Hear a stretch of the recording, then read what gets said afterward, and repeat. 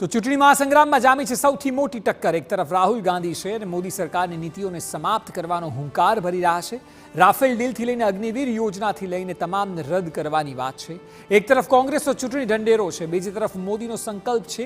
એક તરફ કોંગ્રેસની ગેરંટી છે, બીજી તરફ મોદીની ગેરંટી છે. સવાલ એ છે કે 2024ના મહાસંગ્રામમાં जनता કોને પસંદ કરશે. वैसे नरेंद्र मोदी जी ने पॉलिटिकल फाइनेंस की मोनोपोली बनाई है. कैसे बनाई है? ED, CBI, income tax department का प्रयोग करके. अगर आप बॉन्ड स्कीम्स को देखें तो उसमें साफ दिख जाता है कि नरेंद्र मोदी जी ने, बीजेपी ने एक प्रकार से पॉलिटिकल फंडिंग एक्सटॉर्शन से, धमकी से, प्रेशर से बनाई है.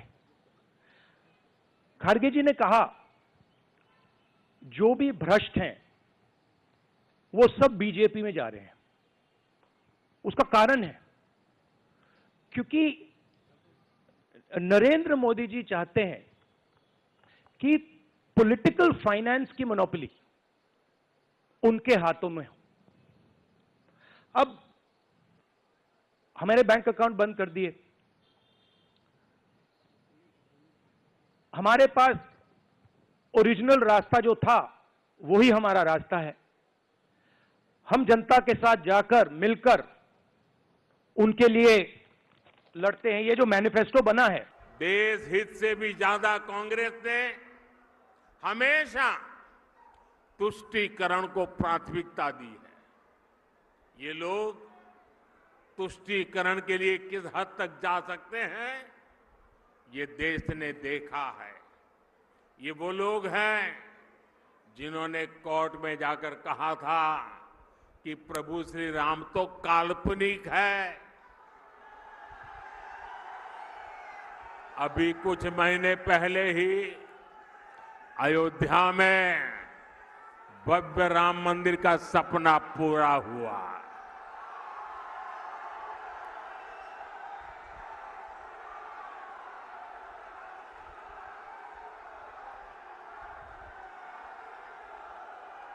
पूरा देश प्राण प्रतिष्ठा का उत्सव मना रहा था, लेकिन कांग्रेस पार्टी खुलेआम हमारी आस्था का अपमान कर रही थी. साथियों,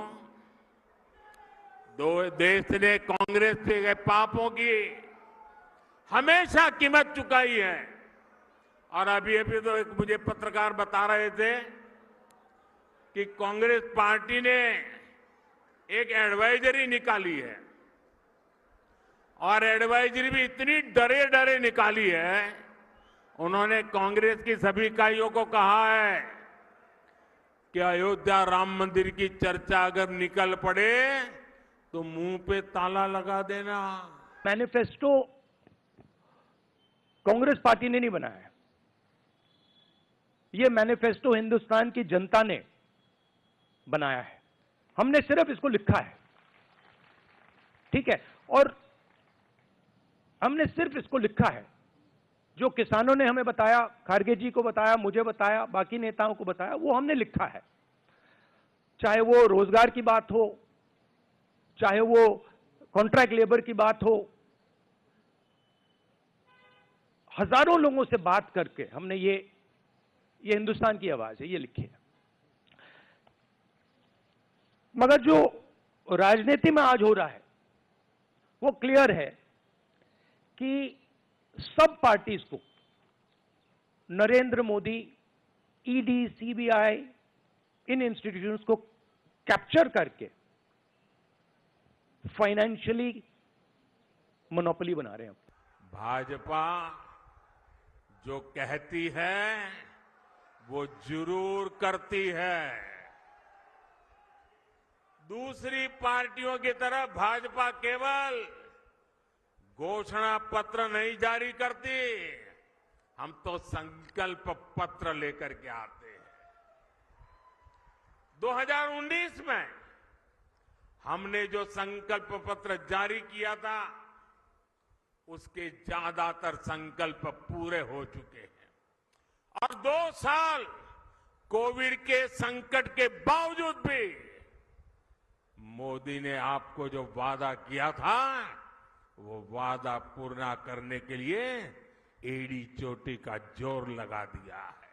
ये नॉर्मल चुनाव नहीं है, ये लोकतंत्र को बचाने का, संविधान को बचाने का चुनाव है और इसको लड़ना और जीतना बहुत जरूरी है। ये चुनाव 2-3%, 5% और बाकी हिंदुस्तान के बीच में चुनाव है और जो बाकी हिंदुस्तान चाहता है वो इस मैनिफेस्टो में है।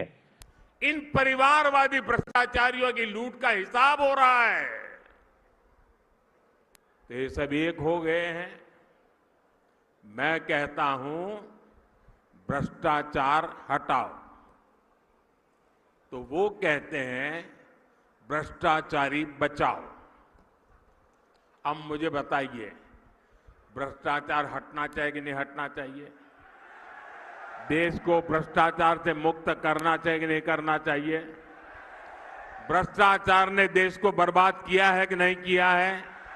भ्रष्टाचार ने नौजवानों के सपनों को चूर चूर किया है कि नहीं किया है? क्या अगर मैं भ्रष्टाचार के खिलाफ लड़ाई लड़ता हूं कि सही है कि गलत है? सही है कि गलत है? मैं भ्रष्टाचार के खिलाफ लड़ाई जारी रखूं, आपके आशीर्वाद है, पूरी ताकत से आशीर्वाद मिलेंगे। आपने देखा होगा इस समय घमंडिया गठबंधन के लोग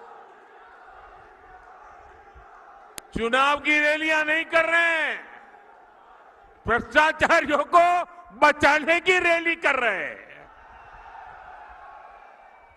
आप मुझे बताइए कांग्रेस के सांसद के ठिकाने पर छापा पड़ा और वहां से अलमारी में, बक्सों में बंद किए हुए 300 करोड़ रुपए से ज्यादा मिले और टीवी पर देश ने देखा।